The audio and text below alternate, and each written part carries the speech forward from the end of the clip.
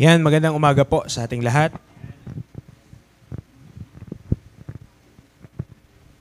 Morning po, nandiyan pa po ba kayo? Tao po.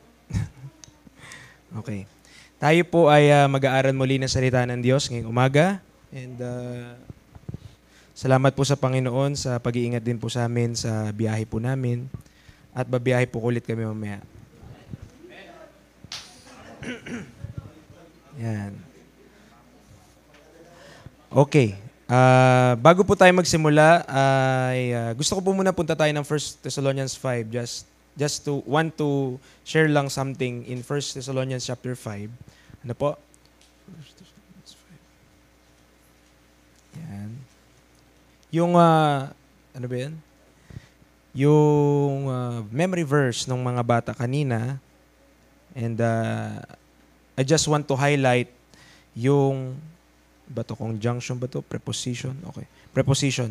Dito sa verse number 18, 5:18 ng 1 Thessalonians, mga kapatid.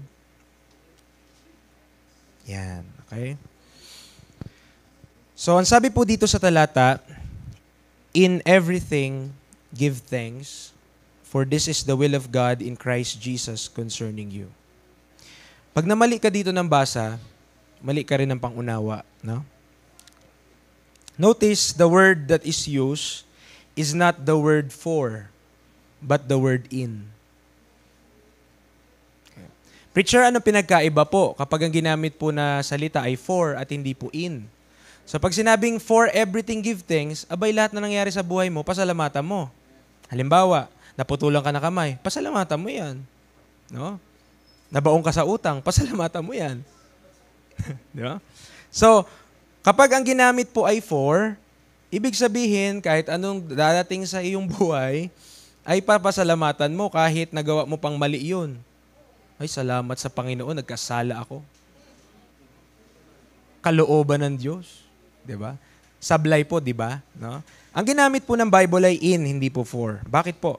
Kasi po, ang tinuturo dito, sa kahit anong pagkakataon, matuto tayo, dapat iugali natin, mapagpasalamat sa Diyos. Ang kalooban dito ng Diyos ay ang lagi kang nagpapasalamat. No? In. So, kung ikaw man, tayo man, ay nasa under something, problema, ganyan. So, ang kalooban ng Diyos, nagpapasalamat tayo kahit may problema tayo. Not necessarily na nagpapasalamat ka sa problema. Lord, salamat Lord patong-patong problema ko kasi kagagawan ko to eh. No? Hindi po. But in everything. No? Na kahit tayo ay may problema, natututunan natin magpapasalamat sa Panginoon. Lord, kahit ganito naranasan ko dahil sa pagkakamali ko, Panginoon, salamat po dahil ang biyaya niyo po ay sapat sa akin. Dahil po kayo ay mabuti sa amin. Dahil po kayo, Panginoon, ay napaka daming biyaya ang binabagsak po sa amin at ibinigay na sa amin. Okay po? So, maliwanag po yun. Kaya tayo naniniwala, every word of God is pure. No? Bawat salita, kahit yung maliit na salita na in na yan at maliit na salita na for, importante ang pagkakagamit sa salita ng Diyos. Hindi nagkakamali ang Bible, mga kapatid, dahil salita ng Diyos. So, ginamit niya in, hindi for. Kasi talagang mamroblema tayo kapag for yan. No? Kasi lahat na lang pasalamatan mo kahit pasablay-sablay tayo. No? But the word na ginamit po ay in. Okay? So nawa ay just to give us some understanding na ang kalooban ng Diyos ay yung puso na nagbibigay ng pasasalamat sa Panginoon. Kapag hindi na po tayo natutong magpasalamat sa Panginoon, malulungkot po tayo lagi. Kasi iniisip natin, hindi natin nakuha yung deserve natin. Pero if our hearts are always thankful before God, we'll always, Lord, hindi ko karapat-dapat sa kung ano man natanggap namin. Salamat po, Panginoon, sa binigay mo sa akin. Yung kinanta nila, salamat, Panginoon, sa pamilya ko. Salamat, Panginoon, sa church na inaatinan ko. Hindi ba tayo nagpapasalamat po doon? No? Minsan, natitake for granted natin yung mga bagay na yun kasi nakakrowd siya ng mga bagay na sa palagay mo wala sa'yo. Sa palagay natin, wala sa atin. Kaya yun yung naiisip natin lang. Yun yung inisip, ay, wala akong ganyan, wala akong ganto. Kaya naiinggit tayo sa iba. Kasi sila meron nun eh. Tayo wala. No? Kaya malungkot tayo. Kasi sila meron, tayo wala. No? No? Pero ano sabi po ng Bible? Godliness with contentment is great gain. No? So, kahit wala tayo, kahit anong mga bagay sa libutan, or seasonal lang, yung pagtanggap mo ng kahit na ano, matuto tayo magpasalamat sa Panginoon. Okay? Matuto tayo magpasalamat sa Panginoon.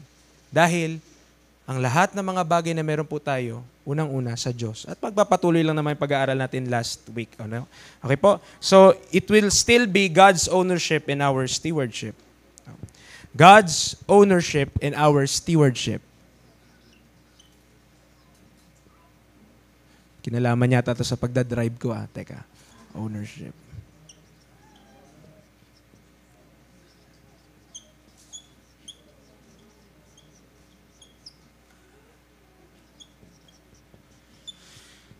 Last week ay pinrich po natin ito at binigyan natin ng diin, mga kapatid, na ang lahat ng bagay na meron po tayo sa Diyos. Lahat ng meron tayo ay natanggap lang natin higit mula sa Panginoong Hesus. No? At kapag naintindihan ng isang mananampalataya na ang lahat ng bagay ay sa Diyos, paano nito maapektuhan ang iyong pananampalataya? No? Ang lahat ng bagay ay binigay lang sa atin ng Panginoon at ipinagkatiwala niya lamang po sa atin. Colossians chapter 1 ay binuksan po natin last week at bubuksan po natin muli.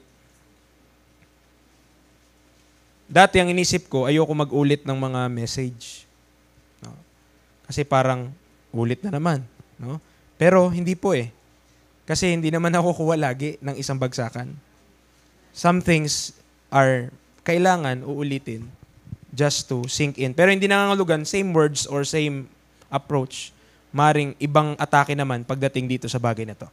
Colossians chapter 1 verse 16, the Bible says, "For by Him," sino pong tinutukoy muli sa talata? Yung image of the invisible God. Sino ba yung image of the invisible God? That is Christ. Okay? So the image of the invisible God, the firstborn of every creature, verse 16, sa pamamagitan niya, by Him, were all things created. No? Ang lahat ng bagay ay Kanya pong nilikha na nasa langit at nasa lupa. Visible and invisible.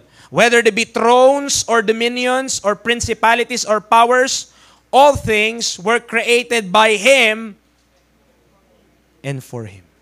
Ang lahat ng bagay ay nilikha niya at para po sa Kanya.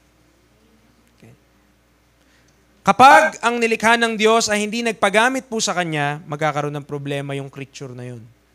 That's why the angels that sinned, nisip nila, sama kami kay Satanas kasi revolusyonaryo eh. No? Gusto niyang magiging kapantay ang Diyos. Hindi nila nakalimutan po nila, nilikha lang sila ng Diyos. No?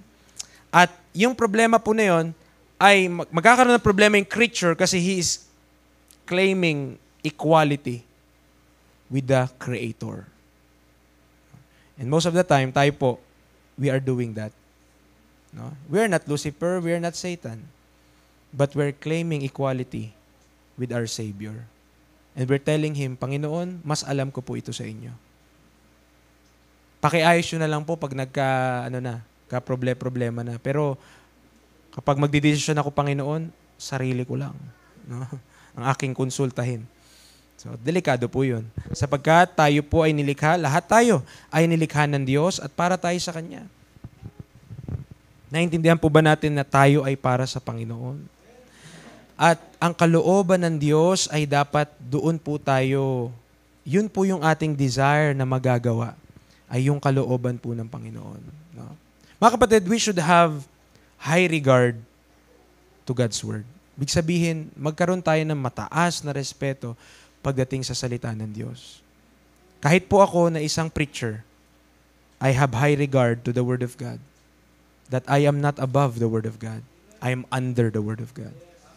Ako'y nasa ilalim ng salita ng Diyos, and if the Bible says that I'm wrong, I'm wrong. Hindi na ako makipag-argue sa Diyos kasi kapag nakipag-argue pa ako, I'm telling Him na mas magaling ako sa Kanya. No? Kapag mali tayo po, kapag mali ako, I'm wrong. No? And I'll admit that to God. Panginoon, mali ako. Pakitama po. No? Ano po ba ang sinasabi mo sa salita mo, Panginoon? Ano po ang inyong kalooban? Yun po yung gusto kong sundin. No? Kasi, kapag hindi po ganoon ang ating approach pagdating sa salita ng Diyos, we do not know that we are also planting, sowing in the flesh. At kapag tayo nagtanim sa laman, mga kapatid, ang sabi ng Biblia, tayo aani ng kamatayan or corruption. We will reap corruption. No? Kapag po ba ang pagkain ay napanis, may pag-asa pa? Yung iba, bibilad pa yun. Pero sa iba yun. Di ba? Pero most of the time sa atin po, kapag tayo, halimbawa, ang sarap ng ulam natin, ay, nagtira pa tayo. Pero nakalimutan mo ilagay sa rep, kinabukasan, ay, kakainin ko yung paborito kong gulay, o kakainin ko yung paborito kong karne. Tapos nakita mo, panis na siya. Ano pang gagawin mo? Bumili ka na lang ng bago. Magluto ka na lang bago. Ibig sabihin lang, kapag corrupt na, parang beyond help na yan. No? Wala na. Babaguhin mo na yun. Wala, magka-problema. So, corruption po ang result ng sowing to the flesh. No? To sow in the flesh, reap corruption. Okay? So, mahalaga po na maintindihan itong concept po na ito na lahat po tayo ay, lahat ng meron tayo, kahit tayo mismo, ay pagmamay-ari ng Diyos. Okay? So, ito, pinapaulit-ulit to nila Pastor Joey, yung tatlong T nila, or tatlong T, mga kapatid, yung time, yung talent, yan, at yung treasure.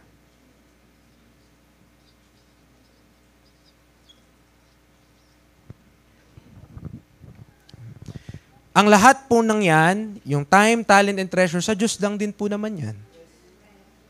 Amen? Kapag tinigil ng Diyos ang oras para sa atin, wala na. Patay na tayo. Tama, okay? Okay, anak, masyado ka na masaya. Akyat ka na sa akin para maging masaya tayong dalawa. No? So, kapag binawi na ng Diyos yung time sa atin, patay na tayo. Tama? O makakapiling na natin siya. O. Ibig sabihin, lahat ng mga bagay po na ito, whether time, oras, whether talento natin, kakayanan natin, or whether kung anong meron tayo, no? Ay sa Diyos po yan, lahat. Ay sa Panginoon po yan, lahat. O, punta muna tayo sa time. Halimbawa, bigyan lang natin ng pansin, mga kapatid. So sa time, no? Ito po kalma lang po tayo. Pero ito po ang point. No? Going to church, no? Yung pagpunta po sa simbahan, mga kaibigan, mga kapatid. Okay? Pag tayo pupunta ng simbahan, of course, upo ka dyan. No? Inaasahan mo. Ano kaya, ilang oras kaya si preacher ngayon? Isa't oras 15 minutos, isang oras kalahati, o itatry niya magdalawang oras. No? Ganon. So, inisip natin, ay, ang tagal naman, pero please, understand, mga kapatid. Tayo ay nasa church, tayo nagtitipon-tipon to listen to God's Word, to feed on the Word of God, para tayo mapakain ng salita ng Diyos. Tama po ba yun? Ang exercise, hindi nasa simbahan. Ang exercise, nasa pang-araw-araw nating buhay. Kung papakainin mo yung kaluluwa mo ng salita ng Diyos dito, hindi pa yan paglilingkod sa Diyos. Ang pagdalo po sa simbahan, kailangan po natin yan. Amen? Kasi kailangan nating mapakain, kailangan nating ma-remind, kailangan natin, mapapalakas pagdating sa salita ng Diyos. Pero to believe na nagsimba na ako, Lord, may utang ka na sa akin. That's a wrong mindset. To think na sapat na yung nagsimba lang tayo, no, ay misunderstanding ng will of God. Okay. Pero of course, this should be understood by those that are saved.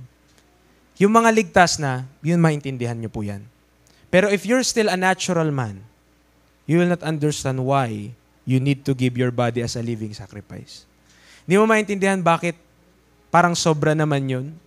No? Parang araw-araw pala dapat mabuhay ako sa Panginoon. It's too much. No? To the natural man, para sa isang tao na walang espiritu ng Diyos, that is too much.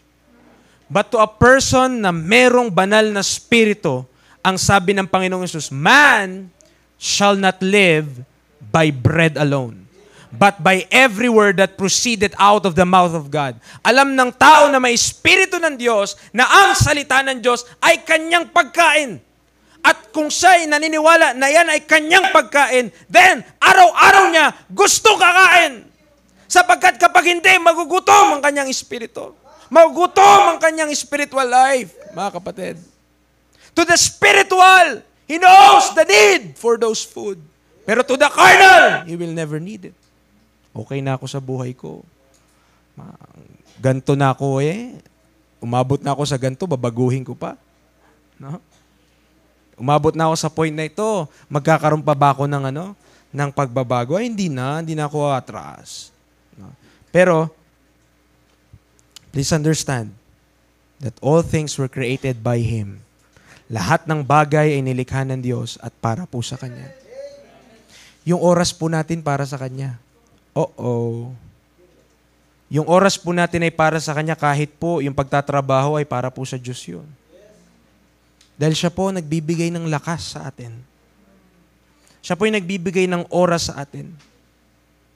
And to say, wala akong panahon sa Diyos. Para sabihin na wala akong panahon sa Diyos ay isang malaking pagkakamali. Dahil wala kang oras kung wala ang Diyos. Wala tayong buhay kung wala ang Diyos. Para sabihin na wala akong panahon sa Diyos, busy ako. No? Paano pag naging busy ang Diyos na hindi ka na sinuplayan ng hangin? Nakalimutan ko Sorry. Nakalimutan ko mag-supply ng hangin sa inyo. No? Papayag ka kaya na makalimutan ka ng Diyos na masupplyan ng hangin? And yet, to the good and to the evil, He both supplies sunlight and rain. Kahit doon sa mga masasamang tao, binibigyan sila ng hangin ng Diyos, binibigyan sila ng araw ng Diyos, binibigyan sila ng ulan ng Diyos. Kahit doon sa mga tao na walang pakialam sa Diyos, nabubuhay pa rin sila, hindi pa rin sila patay. Bakit? May tsansa pa silang makilala ang Diyos. Tayo na mas malaki na ang nalalaman tungkol sa Diyos, huwag nawa po natin sayangin yung panahon na meron po tayo. Bigyang pansin po natin ang Panginoon. Bigyang pansin po natin ang Kanya pong salita. Para po sa mga ligtas, nawa ito rin po ang inyo pong understanding. Buhay po ang salita ng Diyos. Kapag pag dinitouch natin yung sarili natin sa salita ng Diyos, mamamatay ka. No? O saan magre-revert yon? Magiging karnal tayo. No? Magiging karnal tayo. Kaya ang kailangan po mga kapatid ay, kumbaga, dun sa source ng buhay, dapat, halimbawa po yung meron pong mga na-hospital, tama? At yung iba, talagang life-threatening na kailangan silang tubuhan. Talagang para makahinga sila. Kailangan ipapasok mo dun sa bibig nila o sa ilong nila, kung ano man, tapos dun sila umihinga. Kailangan, no? Pag tinanggal mo yung tubo na yun, mamamatay siya. Kapag tinanggal mo yung source ng buhay, mamamatay siya. Kapag dinitouch ng isang mananampalataya, ito po ligtas to ha. Pag dinitouch na isang mananampalataya ang kanyang sarili mula sa source ng buhay, may death na mangyayari sa kanya. Hindi ka na mapunta impyerno. Of course, ligtas ka na nga Tama? Pero may death na mangyayari.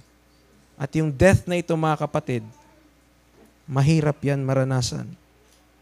Yan yung kamatayan na kung sa may experience mo, parang wala ka ng gana sa Panginoon, wala ka ng gana, gusto mo na lang do carnal things, pero visitation, wala kang dyan. Gawain, ayoko pumunta dyan. Mga preaching, tinitiis ko lang yan. Pero wala ka na talagang appetite. Ibig sabihin, parang patay ka na nga Dekalyo na yung puso natin So anong kailangan ng mga ganong tao? Revival sa puso.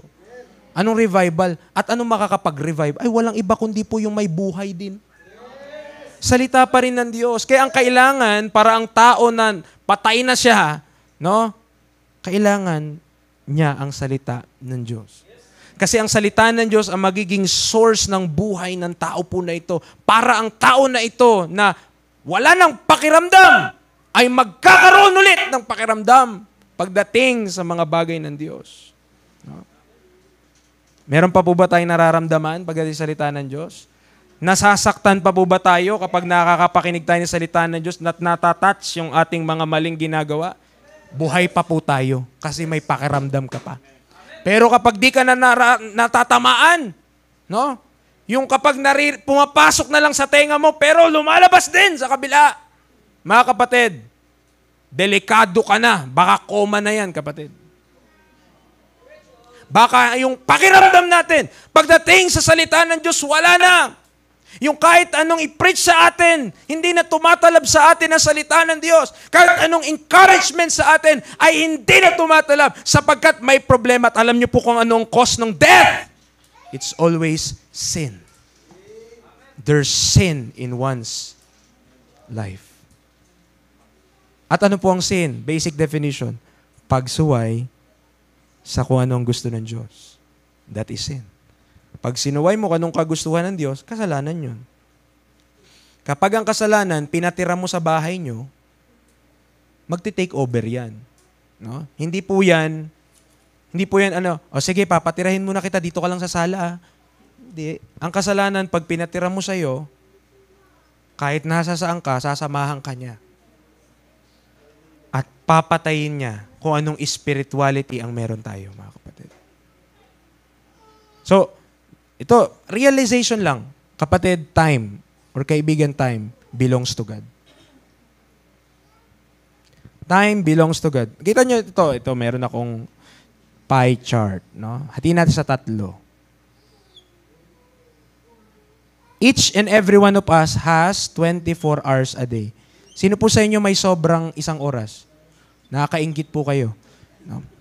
Tama? So, bawat isa po sa atin may 24 hours in one day. Unahin ko na yung pinaka-obvious, yung 8 hours tinutulog natin. Tama?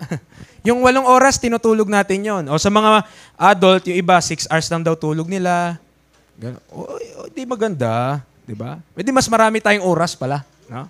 So, 8. Yung 8, kinagamit sa sleep. Mostly, yung isa pang 8, kinagamit yan sa work. Buong araw, di ba? Kaya nga, yung concept sa pagtatrabaho, 8 to 5, 9 to 6, ganun eh. Kasi 8 hours yun, may 1 hour break, ganyan. So yung natitira, mga kapatid na 8, ano gagawin mo dun? Mostly yun yung free. Mostly yun yung free time. Tama po. No? Ano ginagawa natin dito? Sa cellphone. Ha? Nakikipagtsikahan sa mga marites. Nanonood ng ano-ano. Tama? So meron pala tayong oras na pwede natin gamitin na sa isang araw, di naman pala tayo pinagkukulang. Kaya, kapag sinabi isang tao, wala akong panahon sa church, wala akong panahon sa Panginoon, anong ginagawa mo dito? Anong ginagawa mo dito? No? Yun yung problem. Our time, mga kapatid, ay sa Panginoon po yan. Lahat. Pero binigyan niya tayo ng time para matulog. Salamat at pwedeng matulog. No? Paano kung sabi ng Panginoon, wala nang tulugan? No? Di pwedeng matulog. 8 hours, 24 hours, dire-diretso. No? Lingkod lang kayo at gawin nyo kung anong gusto nyo para sa akin. No? At walang tulog. Abang hirap nun. Sarap kaya matulog. No? Pero, makita natin, dapat matutunan natin na tayo po ay katiwala ng kung ano yung binigay ng Diyos.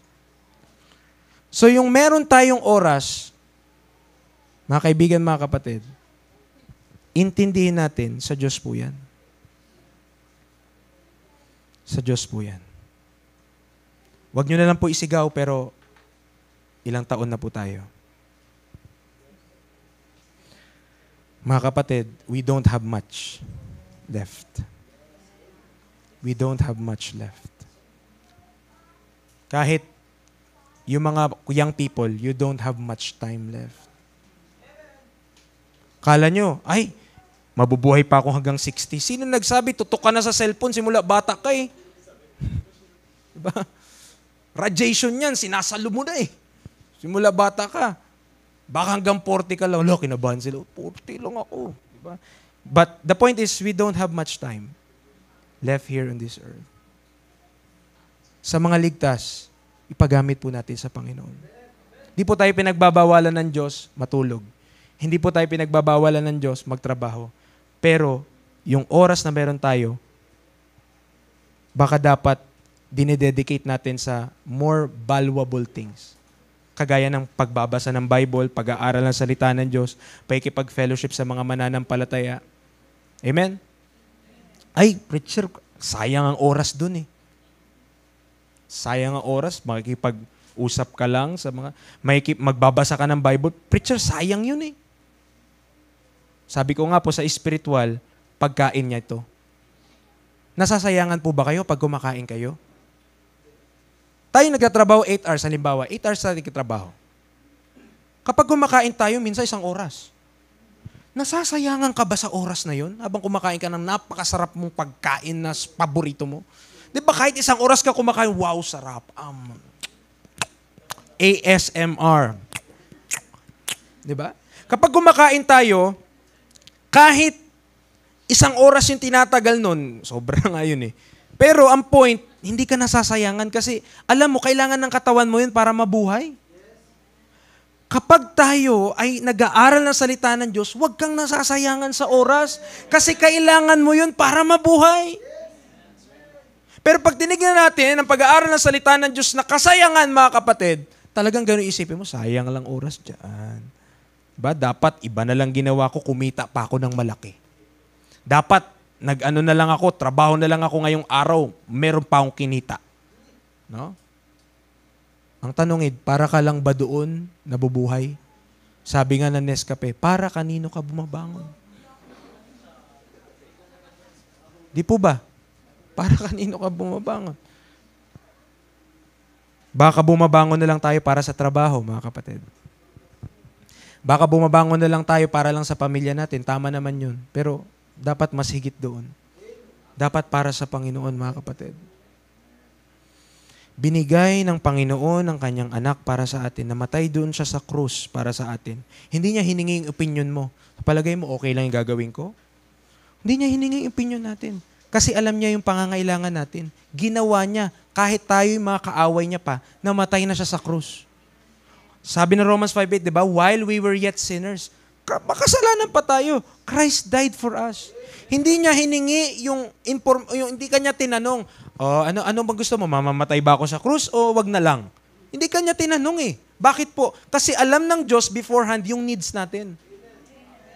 And do you agree that you need God's Word?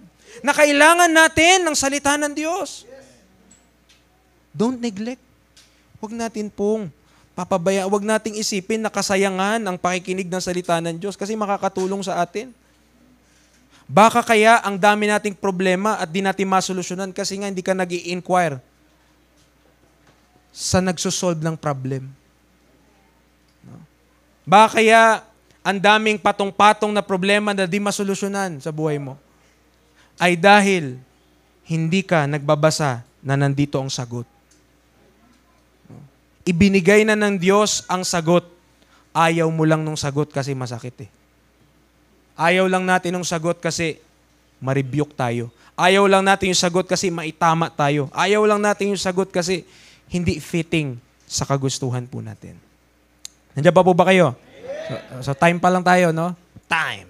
Okay. So ang point, time belongs to God.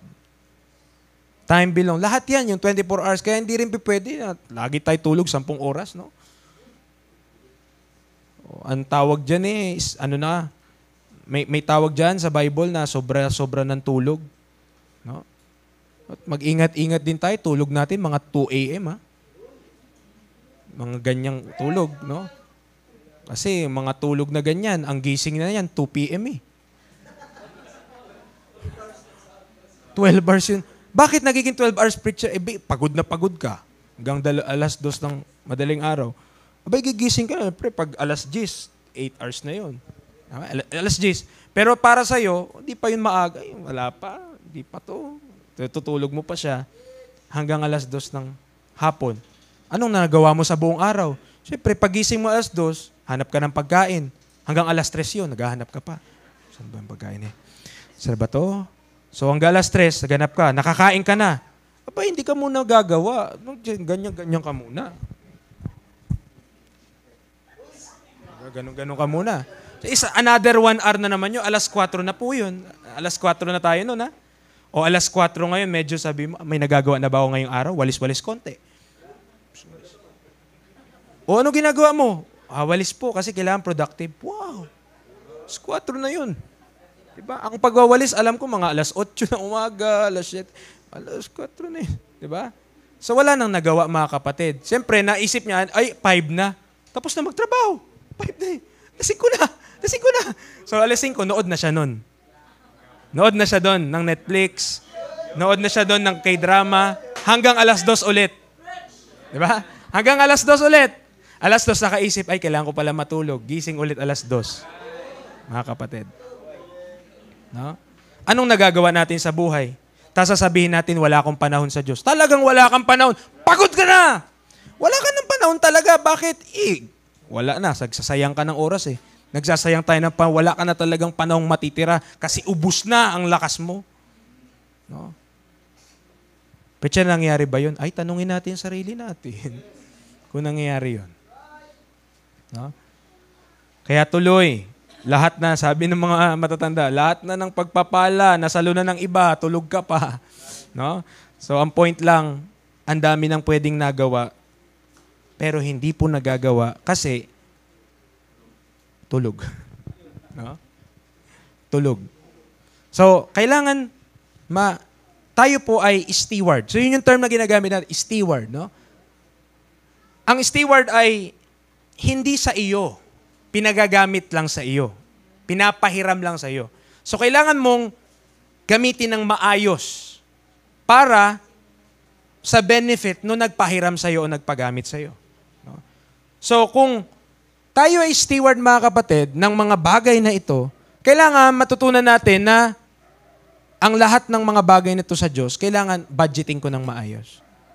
Kahit yung pagtulog, dapat binabudget din pala. Amen? Hindi lahat ng oras natin tulog. Hindi mautusan ng nanay, tulog eh. At sabi naman ng nanay, kawawa naman yung anak ko, napakasipag mag-aral. Nagsusunog ng kilay. Nakikita ko siya eh. Pag binuksan ko yung kanyang kwarto, nakita ko siya, nag-aaral siya. Wow. No? Hindi niya alam na utakan siya ng anak niya. Lahat ng kilo sa bahay, kabisado. Pag dumating yung nanay, pindot agad. Pak! Module. Pero kapag yung nanay wala na, balik sa laro. No? So, mga galawang ganyan, old style na yan. No? Expert na tayo sa ganyan eh. So, alam natin yung mga moves na, nyari, yung iba nga, minsan, kala mo tulog eh. No? Tutulog-tulogan po yun na. Nakala mo nakakumot, pero naka-cellphone yun sa kumot. Naka-cellphone yun sa kumot. Kala mo taga may pagod na pagod. Nagsa-cellphone na siya. Ayaw lang mautusan. Kaya ayaw lang bumangon para mautusan, mga kapatid. No? So, ang tinuturo po natin dito, tayo ay katiwala ng kung anong pinagkatiwala ng Diyos sa atin at dapat ipagamit po natin ng tama sa Panginoon. Time natin, talento natin, no? Talento natin. Pinagagamit kaya natin sa Panginoon. Magaling tayo umawit. Umaawit kaya tayo? Magaling tayong sa arts, pinagagamit kaya natin sa Panginoon. Yung kwarto nyo, kagaganda. Daming mga ano doon, no? Si Kim Jong-un. Preacher, hindi po yun K-pop. Ano yun? Presidente ng North Korea yun. Delikado ka pala, kapatid. No? Ang dami mong mga larawan doon, ang ganda ng kwarto natin, no?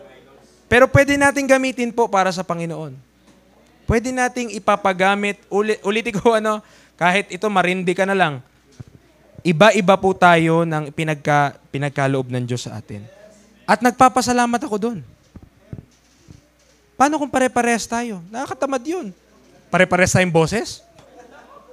Nakakainit. Hello, hello, hello! Lahat tayo ganun. Hello, hello, kapatid! Hello, hello! Lahat tayo kakanta, di ba?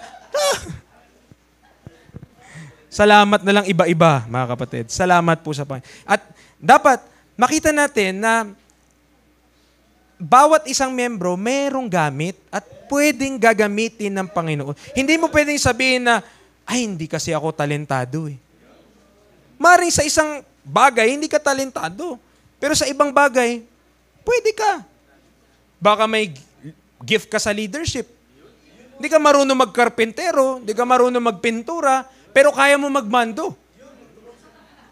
Yan, mali yan. Pakipantay. Ay, ito, hindi maayos to ha. Ayusin nyo, pakitaas nyo. Di ba? Hindi, no? Ibig sabihin, bawat isa po sa atin, hindi natin pwedeng sabihin na sa church na yan, wala naman akong pwedeng gawin eh. Di ka lang yata nagtanong. At di mo lang in-involve sarili mo kasi merong pwede kang gawin. Meron. Wala kang pambili. Baka meron ka namang maitutulong lakas. Baka meron ka namang maitutulong talento. Hindi naman kailangan lagi pera i-contribute mo eh. Amen. Mga kapatid, ang paglilingkod po sa Panginoon, hindi lamang sa pera. Pwede ka maglingkod sa Panginoon, magbigay ka. Tama yun eh. Pero, hindi lang doon. No? Hindi nalilimitahan doon. Hindi lang yung kaya mong ibigay na pera ang inihingi ng Diyos. Kasi in the first place, ang inihingi ng Diyos, sarili natin. Yung buo mong katawan. Kapag naibigay natin yung buo nating katawan, Romans 12:1-2 yan, di ba? Pag naibigay natin buo nating katawan, mga kapatid, lahat na ito, damay. Naibigay mo na nga una sarili mo, sa Diyos ang buhay ko. Ano pang mahirap ibigay sa Panginoon? Tama po. Pero, hindi natin, ang gusto ko lamang po i-correct, huwag kang mag-alala, wala ka masyadong pera. Inisip mo, hindi naman ako nakapagbibigay sa church ng malaki, kaya wala siguro akong magagawa. Hindi yan. Amen. Wala kang mabibigay, ibigay mo oras mo sa Panginoon. Ibigay mo yung talento mo sa Panginoon. Huwag tayong malimitahan, ay, 500 lang kasi pera ko eh. Di ako makakapaglingkod sa Panginoon. Ang nagkakapaglingkod lang yung may mga 5K. Hindi mo naman alam kung saan galing. Baka nakagaling yan kay DJ Bombay. 'Di ba? Possible 'yun. No? Hindi nangangahulugan na maraming pera, maraming pera. Baka maraming utang tayo. 'Di ba? So, ang point natin mga kapatid, just to accommodate everyone. Bawat isa, bata, matanda, may edad lang pala iba. Diba, no? May magaling, hindi masyadong magaling. Ang sabi nga ng Bible, 1 Corinthians 1. 1 Corinthians 1.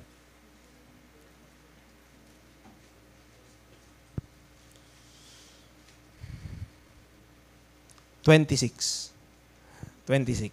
1 Corinthians 1:26. Nandiyan pa po ba kayo? Amen. No? Nawa po ay nagigets nyo po yung sinasabi natin. Verse 26 sabi niya, "For you see your calling, brethren, how that not many wise men after the flesh." Hindi maraming mga marurunong pagdating sa laman. "Not many mighty, not many noble are called."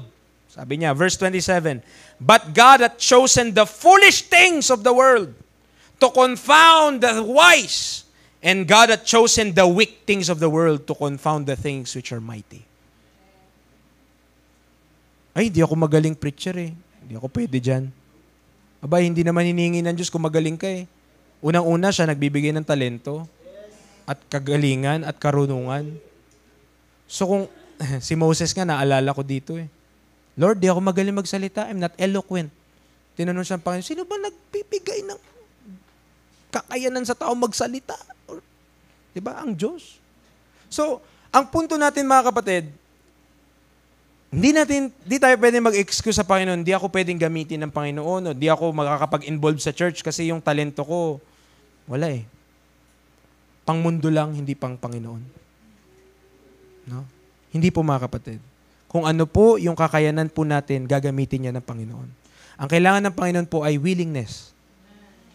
Ang kailangan ng Panginoon po ay yung kagustuhan natin na, Lord, gamitin niyo po ako. Siya na po ang magsusupply kung ano pang kakayanan na kailangan mo. Pero ang kailangan niya una, surrender. Kailangan niya una, sacrifice. Kailangan niya una, ibigay mo muna ang sarili mo. Then the rest will follow. No? Kung doon sa mga meron na tayong maliit, the principle na naman yan sa Bible, hindi tayo mapapagkatiwalaan. How much more sa malalaki? Yung boses natin na okay na, hindi natin ipagamit. Diba? Paano pa tayo bibigyan ng husky? Paano pa tayo bibigyan ng mas higit po doon? Di po ba? Kung yung meron na tayo, ay hindi pa po natin ipapagamit sa Panginoon. So, Romans 12, punta tayo doon before. Romans 12, 1 and 2.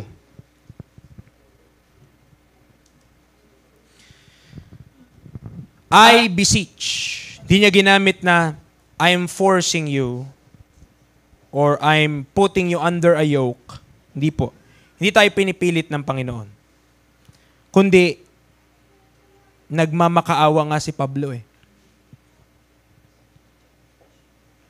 na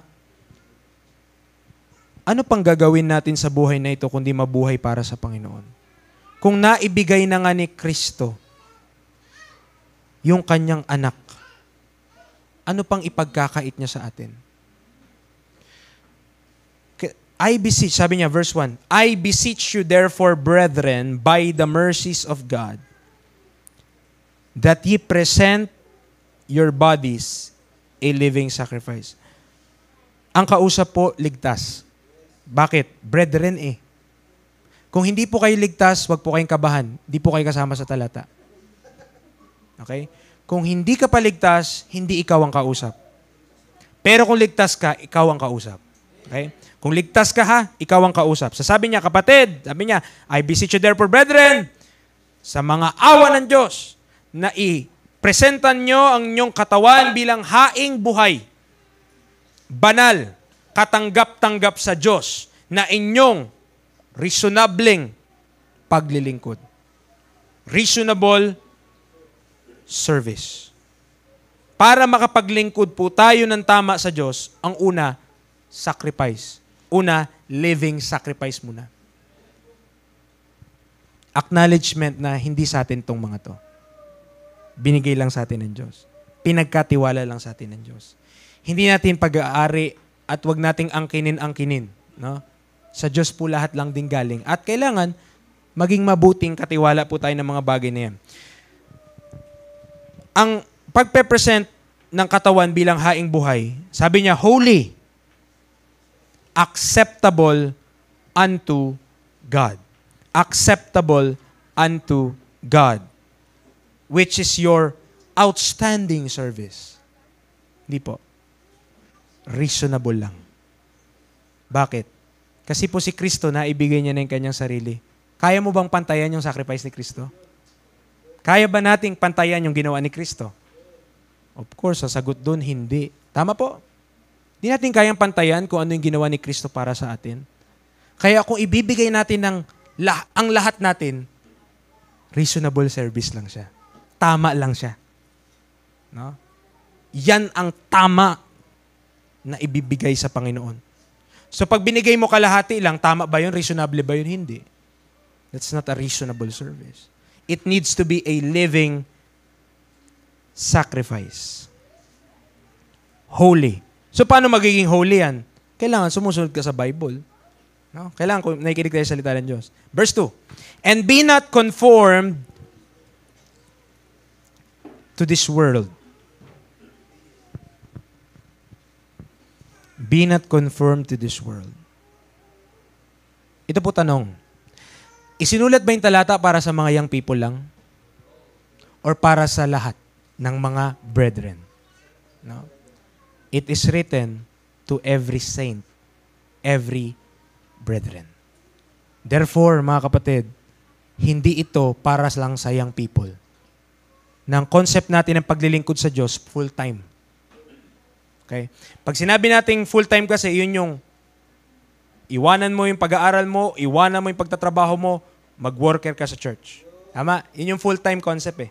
Pero mga kapatid, paglilingkod sa Diyos, it's hindi ganun. Hindi lang ganun. Pwedeng gawin yun, pero hindi lang yung pamamaraan na yun. It should be a living sacrifice. No? Hindi nangangahulugan na, halimbawa po, sa mga may asawa po, na may asawa kayo, hindi kayo naglilingkod sa Diyos. Pag naintindihan natin yung sinasabi ng salita ng Diyos, lahat ng ginagawa natin ayon sa salita ng Diyos, paglilingkod yan sa Diyos. So, hindi po nangangahulugan na, halimbawa, magpo-full time siya.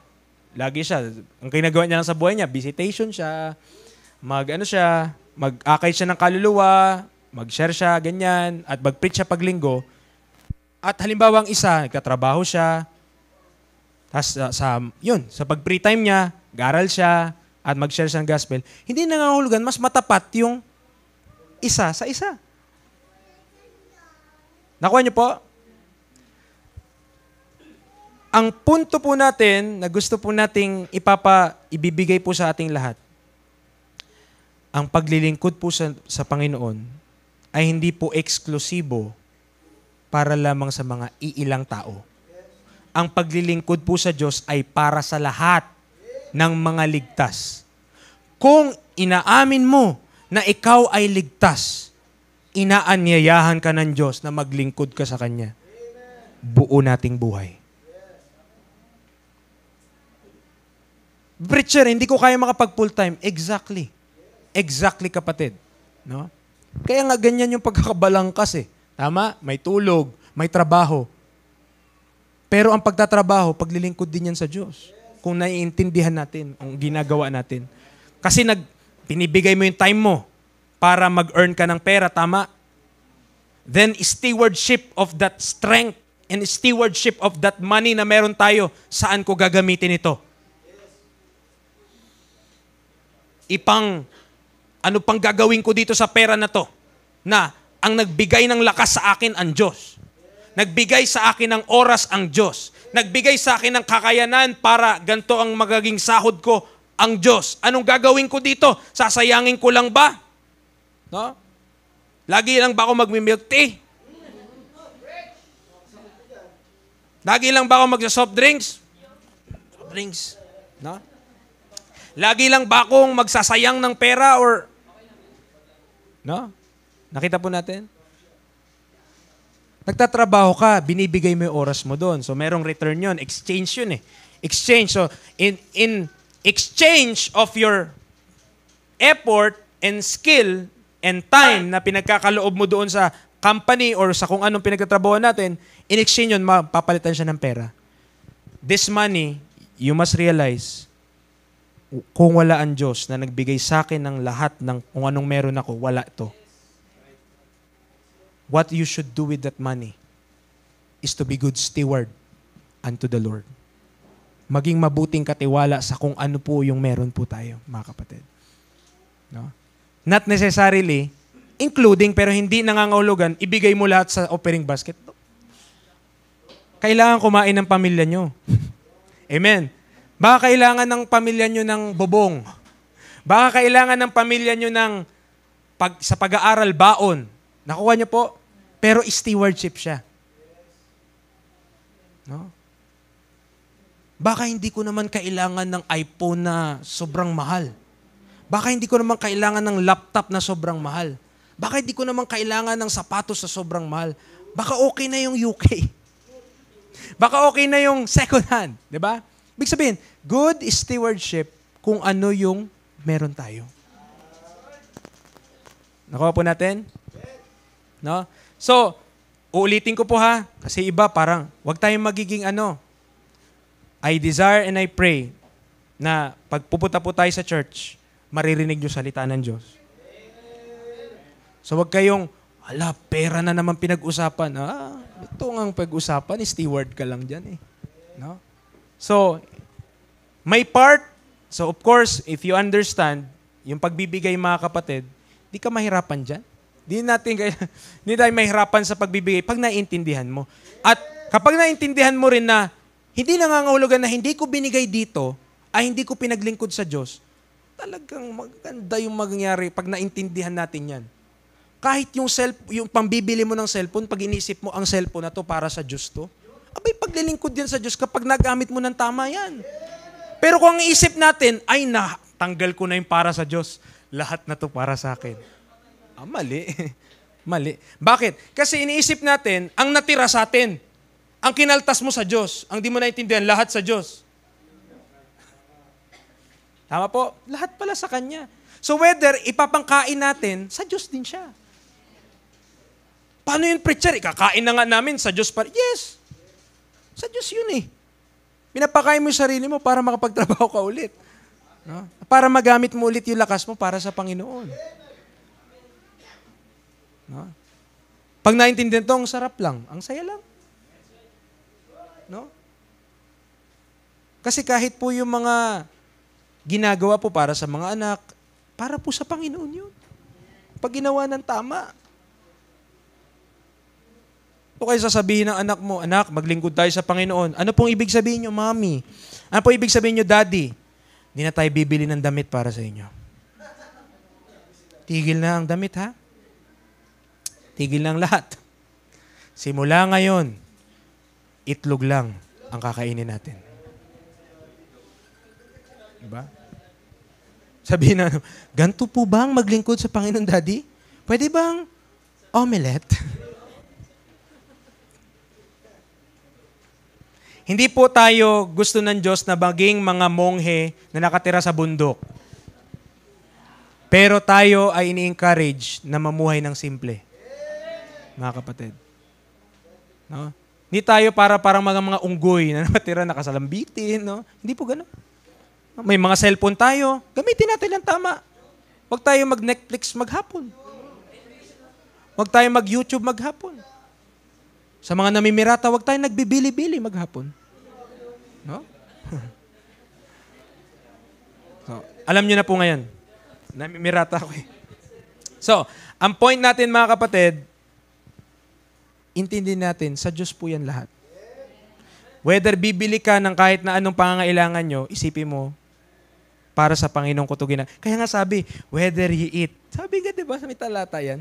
Whether you eat, or drink, or whatsoever you do all for the glory of God.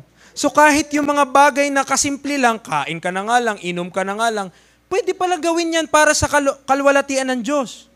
Ano hindi mo pwedeng gawin para sa kalwalatian ng Diyos? Kasalanan. Pwede ba naman sabihin, Lord, I'm doing this for your glory. Kasi Lord, when sin is great, when sin abounds, grace did much more abound. Grabe, kinuha mo pa yung verse, ha? Kaya sabi ni Pablo, kasunod nun eh, what shall we say then? Shall we continue in sin that grace may abound? Sabi na Diyos, God forbid. Hindi yun ang ibig sabihin ng talata. Ang sinasabi niya lang, kung meron mang kasalanan, covered ng grace. Hindi nangangahulugan na okay lang magkasala kasi may grace naman. Yes, may grace. Pero tandaan natin, may consequence. Hindi inaalis ng Diyos yung consequence. He will not remove consequences dahil sa grace. Pero, nandiyan siya. Sasamahan ka niya. No? Sasamahan ka! Pero may consequence. Pwede naman pala, wala na lang consequence. Huwag na lang mag-disobey so that there will be no consequence. Okay. Diyan pa po ba kayo? Amen. Nawa po, may natututunan. And be not conformed to this world, ang sabi ng talata. Pero paano tayo matatransform? By the renewing of our mind. So kailangan, paano mababago yung mind mo? Kailangan mo ng constant na paghuhugas mula sa salita ng Diyos. Kailangan natin yung salita ng Diyos na may constant na pagdaloy sa isip natin para mawawala yung mga maling thoughts natin. Para mawawala yung mga maling kaisipan natin. Ay, ganyan naman sa simbahan. Sa simbahan, puro kapag babawalan. Sa simbahan, puro bawal ito. Ito gawin mo. Huwag kang pupunta sa ganon. Huwag kang pupunta sa ganyan. Wala naman bawal sa atin eh, pero hindi makakatulong ang lahat. Huh? Ano po ang iisipin nyo kung ang mga men nagkaroon po ng Bible study sa beer house? Bible study yun. Come on. Diba? Kahit hindi ka spiritual, sasabihin mo, hindi tama yan. Hindi tama yan. Tama, ibig sabihin, bawal ba gawin yun? Bible study naman yun. Oh. Pero hindi po nga lahat edifying. Hindi lahat, pag narinig nila yun, mapapalakas sila. Aba, grabe naman sila preacher. No? Nag-preach sila, street preaching sila, ang galing nila, ang sigasig nila. Pero doon sila, tumatabi sila doon sa club. Doon sila nagpipreach. Pwede naman sa labas, bakit ka papapasok? Hindi, I'm doing this for the Lord Jesus. I pray for these people. Di ba? Gaganon ka pa. No? Opo. No? So, gawin natin kung anong gusto natin, pero kapatid, hindi lahat makakatulong. Hindi lahat lalago ka. Hindi lahat titibay ka. Hindi lahat mabuting testimony. Sabi ni Paul, all things are lawful unto me, but all things are not expedient. All things are lawful unto me, but I will not be brought under the power of any. Kasi kapag nagpasailalim ka sa mga bagay, pwede kang makokontrol dun. No? So, bawal. Inisip namin, bawal ng ganito, bawal ng ganyan. Ito lang daw, ang ganito lang gagawin namin. Abay, na-desisyon mo yan. Di ka naman namin pinagbabawalan eh. Pero sinasabi namin, pag yan ang ginawa mo, baka mahirapan ka. Baka may consequence. Oh. Reminder lang yun. Oh. Wala eh. Nakasanayan mo na. Nakasanayan mo na araw-araw kang umiinom ng solvent. Uy, solvent, preacher. Iba yata yun. No? So, hindi po mga kapatid. Nawa, maintindihan natin, where the Spirit of the Lord is, there is liberty. Pero yung liberty na meron tayo kay Kristo, ibinigay ng Diyos, hindi para sa kasalanan. Ibinigay niya para tayo ay mabuhay para kay Kristo. Ibinigay niya sa atin yun, hindi para pwede natin gawin yung mga kasalanan. Tandaan, bago tayo naligtas, nagkakasala na tayo. Ginagawa na natin yung mga kasalanan. So don't think, na-save na ako. Yes, pwede na ako magkasala. Dati ka pa nagkakasala eh. No? Ngayon lang, meron ng mas greater, yung grace na kung saan dapat dun ka yung mabubuhay. Amen. Diyan pa po ba? So sabi niya that you may prove what is that good and acceptable and perfect will of God. So kailangan may renewing of the mind muna para ma-prove mo kung ano yung good, kung ano yung katanggap-tanggap, kung ano yung perfect will of God. Without the renewing of one's mind, salamat bro, may nilagay ka ba ditong pampatulog?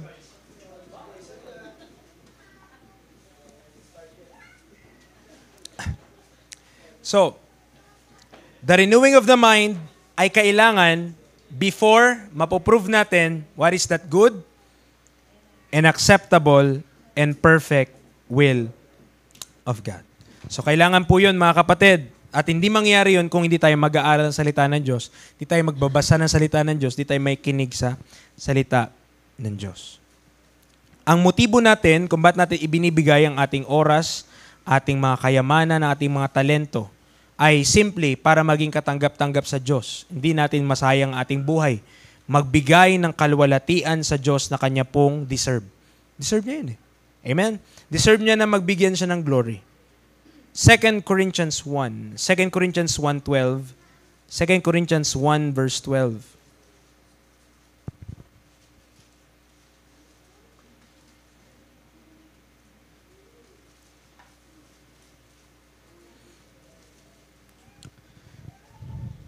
Si Apostle Paul, ito po ay kanyang testimony.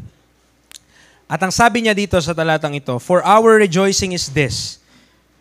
Ito yung ikinagagalak nila. No? Ito yung kinagagalak niya bilang isang manggagawa ng Panginoon. The testimony of our conscience, that in simplicity and godly sincerity. Ano daw ang ginamit niya? Meron siyang pagiging simple lang at sinceridad, godly sincerity. Not with fleshly wisdom, but by the grace of God, we have had our conversation in the world and more abundantly to your word. So natutunan niya na mamuhay para sa Panginoon ng simple lang at merong godly sincerity. Kapag tinanggal natin yan, mga kapatid, ayun na ang cares. Ito na, mapupunta tayo dyan. Wait lang. So, hindi tayo against sa pleasure, mga kapatid, but our pleasure should be found on the things of God. Work of God, the brethren, fellowships, and church. Nawa po, kilalanin niyo po ang church na ito na totoo pong mahal kayo. Na hindi po kami mga orokan at Tupperware. No? Mga totoo po kaming tao na may pag-ibig sa mga tao na gusto lang naming maabot ng katotohanan ng mga tao. Huwag nawa isipin nyo na kami ay peke sa aming mga pinapakita po sa inyo. Ginagawa namin, paniwalaan mo o hindi, pakinggan mo o hindi, ginawa namin para sa Panginoon. Nag-preach, di nakinig, lumabas sa tenga, gagawin ko ulit next week. Kasi ginagawa ko para sa Panginoon. Tinulungan ka, nahihirapan ka, pinayuhan ka, kung anong binigay sa'yo, pinakain ka sa labas, pero pagkatapos nun, binaliwala mo, nagawa namin yung paglilingkod namin sa Diyos. Kung hindi mo man pakinggan, nasa sayo na yun. Pero, hindi yon peke. Ginagawa po yun ng totoo sa puso. Yung paglilingkod po na kung saan, talagang gusto po namin na ikaw ay lalago sa Panginoon at may kilala mo ang Panginoong Yesus. Sapagkat sabi nga ng awit, ang Diyos ang solusyon eh. Jesus is still the answer. Nawa, makita po natin yun. Na we are not trying to compete with anyone. Di kami nakikipagtunggali sa kahit kanino. Kung mas malaki church nila. Kung mas magaling sila magsalita. Kung napakaganda ng choir nila at sa atin. Okay. Okay. No? Ano naman? Di ba? Pero nawa, tayo yung mga tao na kung saan totoong tao. Na hindi tayo kaibigan sa harapan at kalaban sa talikuran. If you have a problem, talk to us. Tumatanggap po kami ng libreng kape. Lalo na kapag Starbucks, Coffee Project. Pag wala kayong budget medyo, kahit McDo lang, pwede na. No? Ibig sabihin lamang po mga kaibigan, mga kapatid. Nawa, maramdaman nyo po yun. We are genuine sa kung ano yung ginagawa po namin.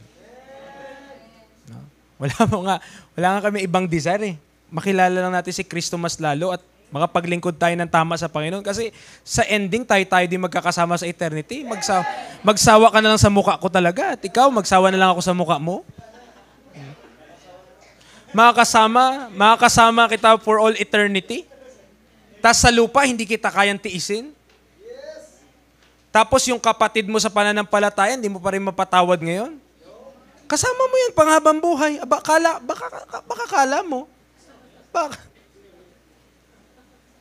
Ikaw ang pinakamalungkot sa langit. Baka ang mindset mo, ipunta mo na lang ako, Lord, sa impyerno. Huwag ko lang silang makasama. No? Grabe naman eh. So, nawa po, makita nyo po, no, yung paglilingkod po ng even ng pastor po natin sa atin. No? Huwag po natin i-take for granted, mga kapatid. No? Ipinagdadrive po kayo linggo-linggo.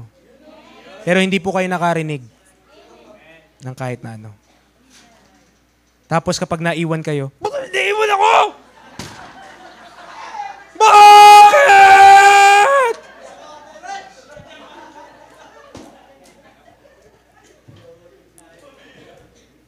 Isipin mo rin minsan. Esep-esep pag may time. No? No? So, just think. Na yung church po nito nawa, wag natin makita, mga tao dyan, mga Tupperware yan, mga orokan yan. No? Hindi po, mga kapatid. Tayo ay mga simpleng tao lang na naglilingkod sa isang banal na Diyos at seryoso lang tayo sa ginagawa natin. No? So, nawa, yun ang makilala tayo sa ganyan. No? Mga kapatid, ang gusto ng Diyos na hindi lamang yung galing sa bulsa mong ibigay mo. Gusto niya ikaw mismo. Your very soul, spirit, and body should be sanctified for Him. 1 Thessalonians chapter 5, verse 23. 1 Thessalonians chapter 5, verse 23.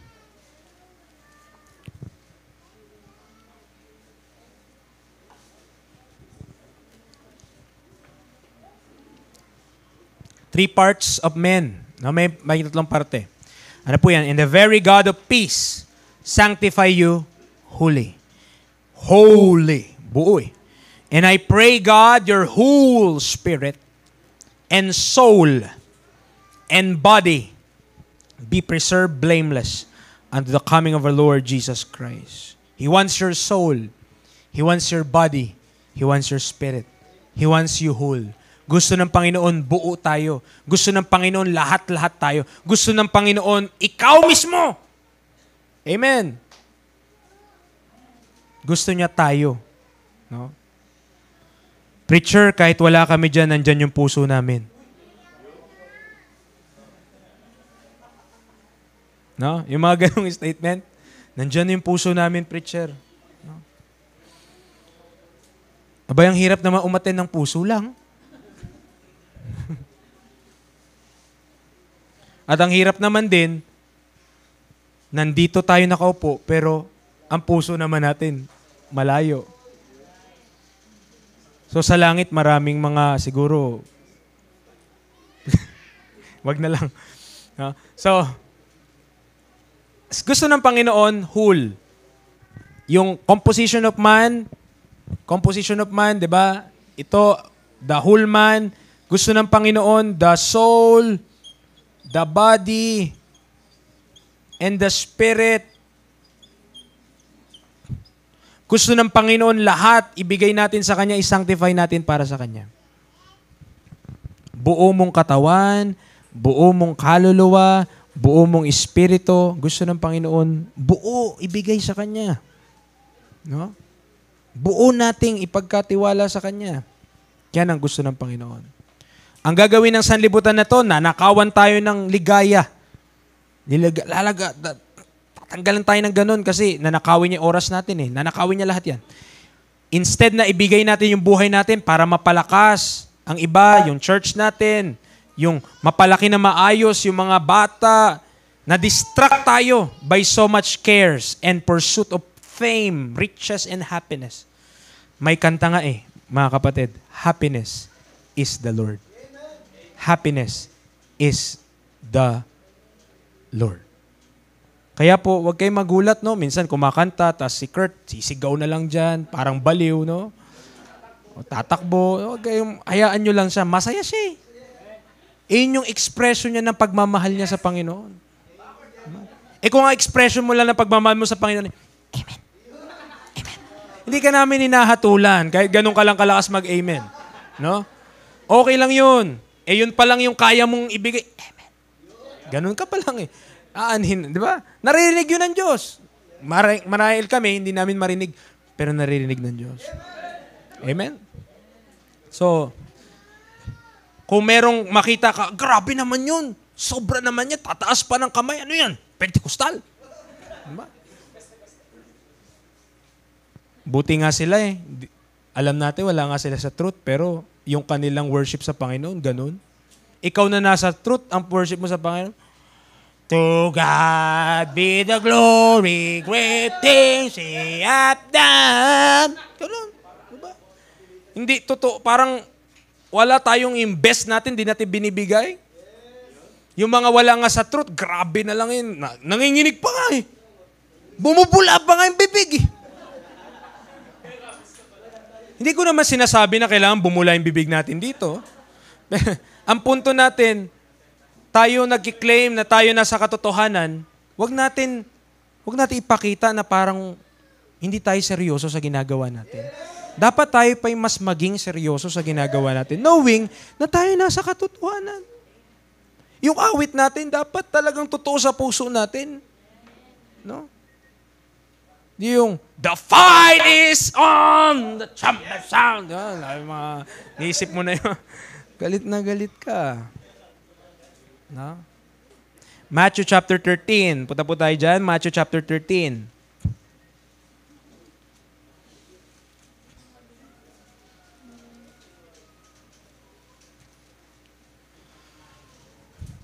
Ito yung parable ng sower. Di po ba? Sige, puntahan natin. Huwag po kayong mag-alala. Mas maikli pa rin ako sa mga series. Matthew chapter 13, verse 3. Tignan natin ha. And he spake many things unto them in parable, saying, Behold, a sower went forth to sow. So meron pong sower. Meron pong nag-ahasik ng seeds. And when he sowed some seeds, so ito po ay agriculturist, mga kapatid. Ito po ay magsasaka na nag-ahasik ng mga buto. Ang iba daw na mga buto ay nahulog sa tabing daan, wayside, and the fowls came and devoured them up. Alangan, nahulog yung seed, saan? Sa tabing daan, kinain ng ibon. Verse 5, Some fell upon stony places. Yung iba daw nahulog doon sa mabato na bahagi. Where they had not much earth. Siyempre, mabato nga. Ibig sabihin, hindi siya, mabato yun. Kulang sa lupa. And forthwith, they sprung up. Mabilis silang tumubo. Pero, dahil walang lalim, no deepness of earth, when the sun was up, nung dumating na yung araw, they were scorched. Natusta. Naging popcorn. And because they had no root, they withered away.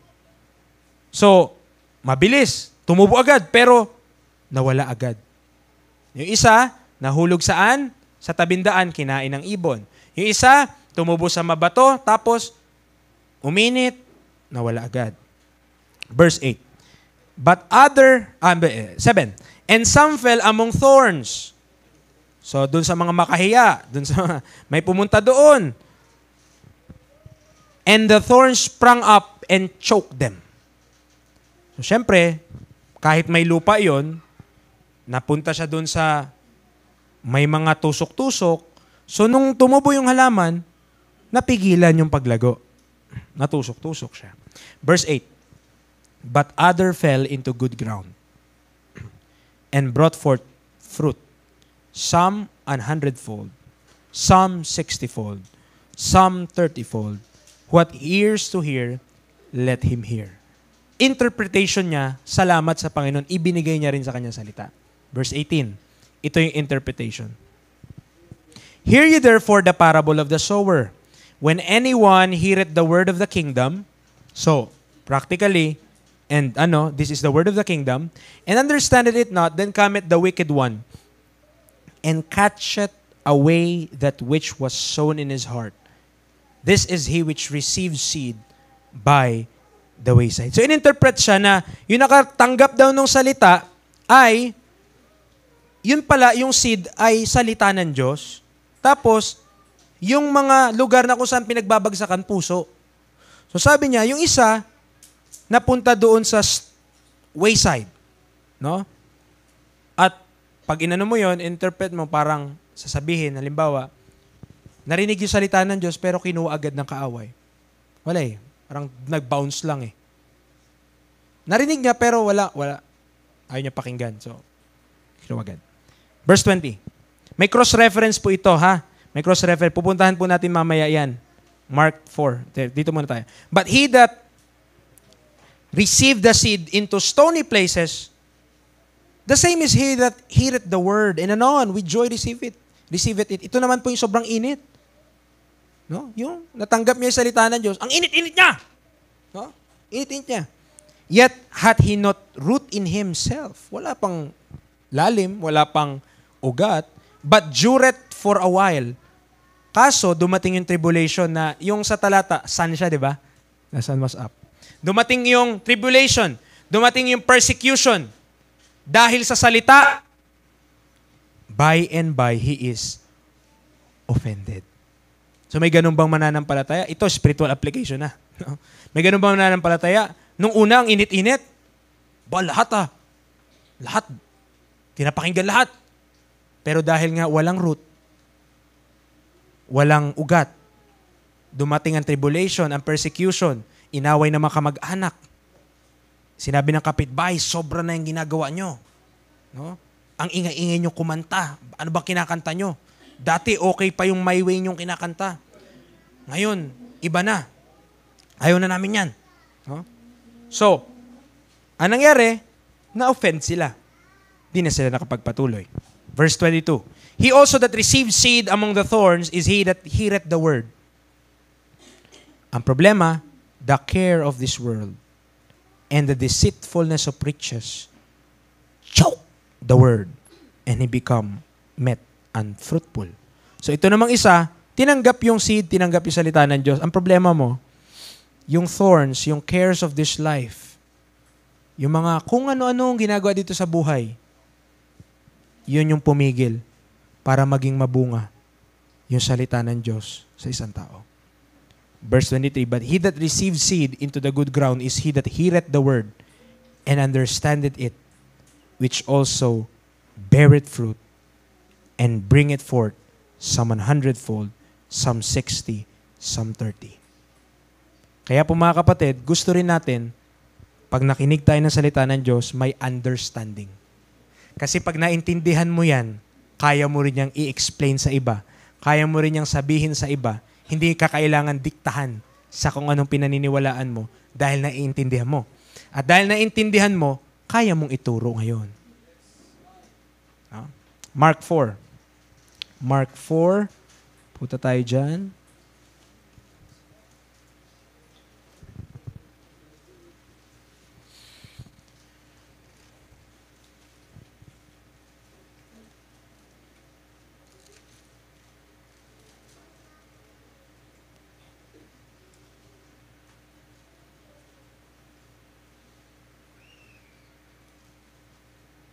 Talo na natin to. Luke 8 tayo, Luke 8. May gusto po akong i-identify sa inyo dito sa parable na ito, which may cross-referencing. Luke 8, verse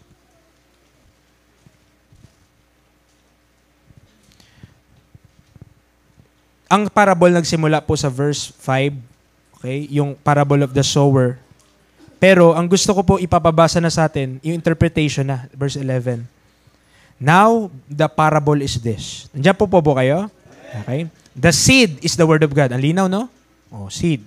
Ang seed daw ay salita ng Diyos. No?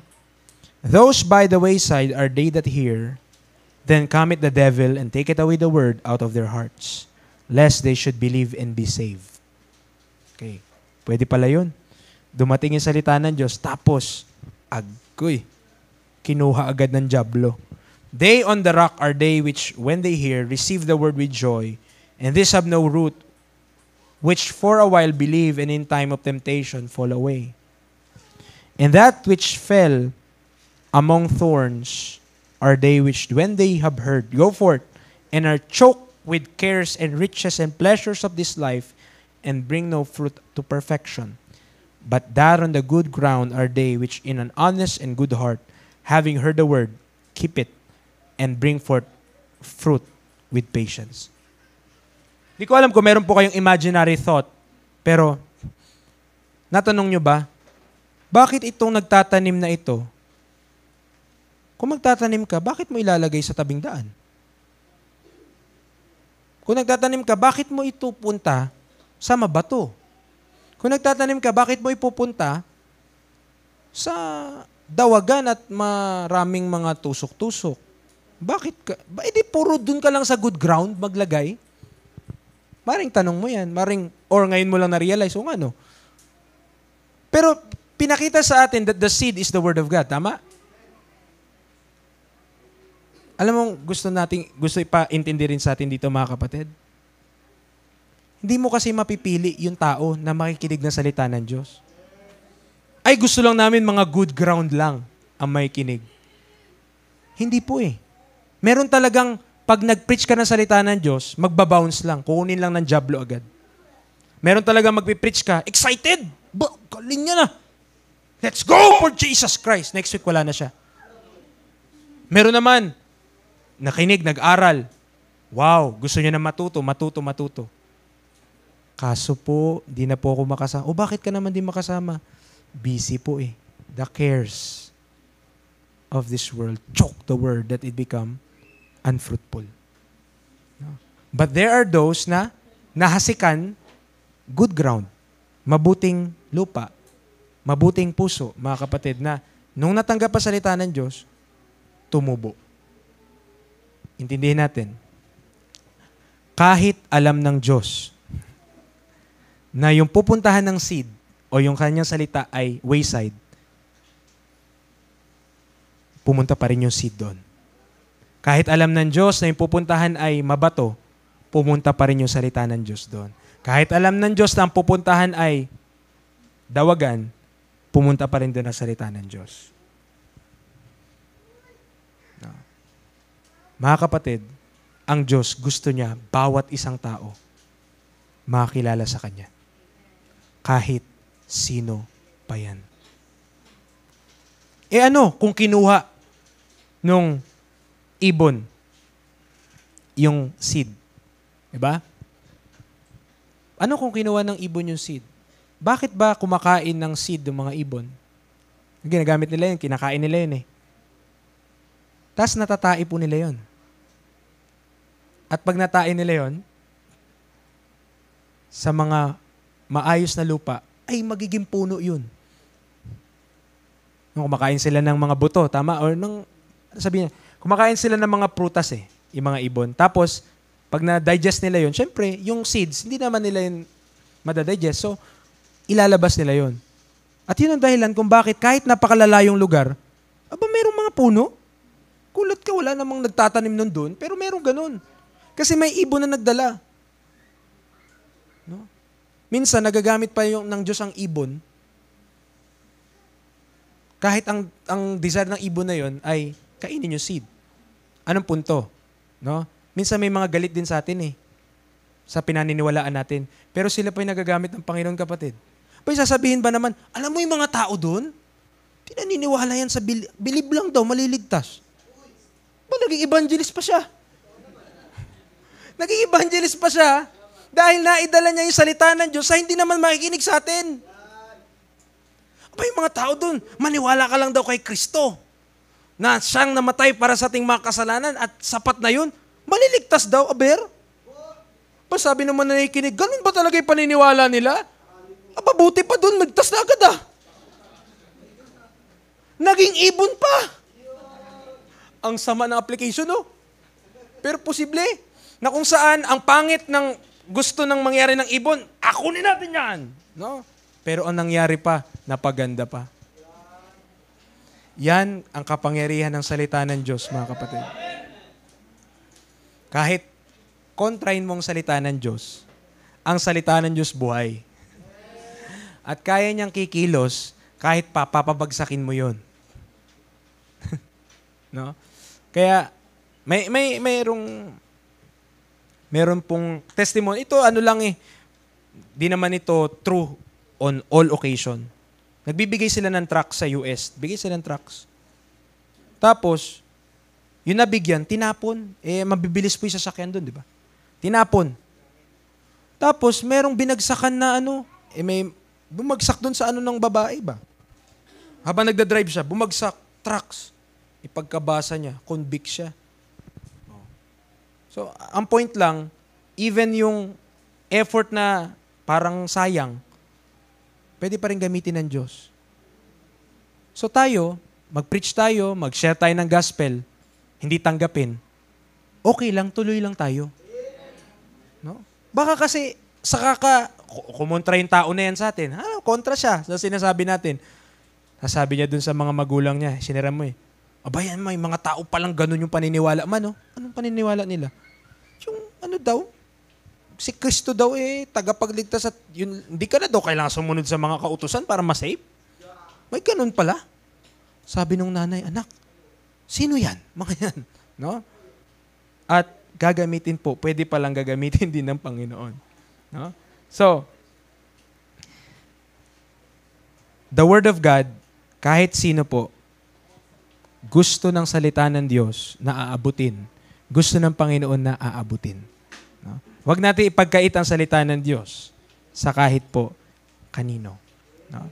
Kapag in-apply natin po yung mga katotohanan, amen, na maintindihan pa natin lalo yung eternal purpose of God sa atin, oh, what a joy to know that my service fulfills God's plan for eternity.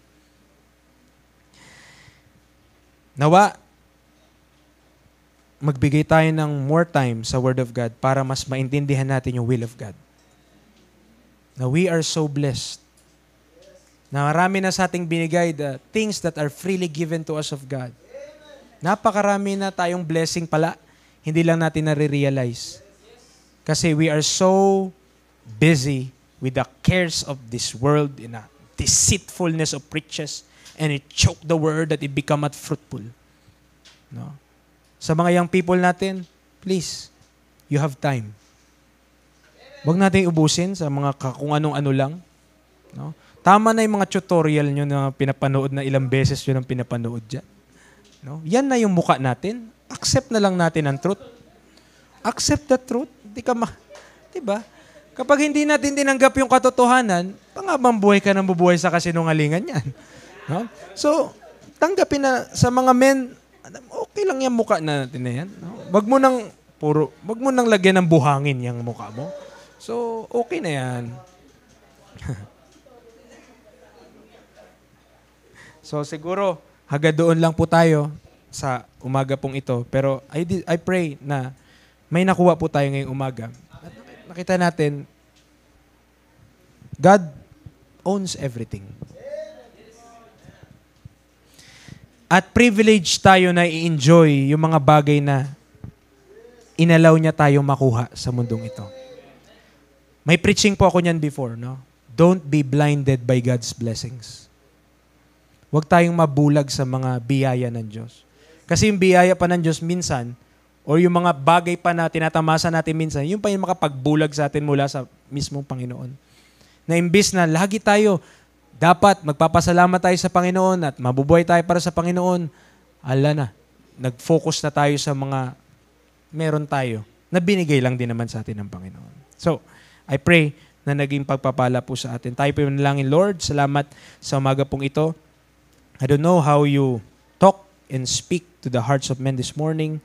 I don't know, Lord, kung what part ng message they have been reproved, they had been rebuked, or they had been corrected.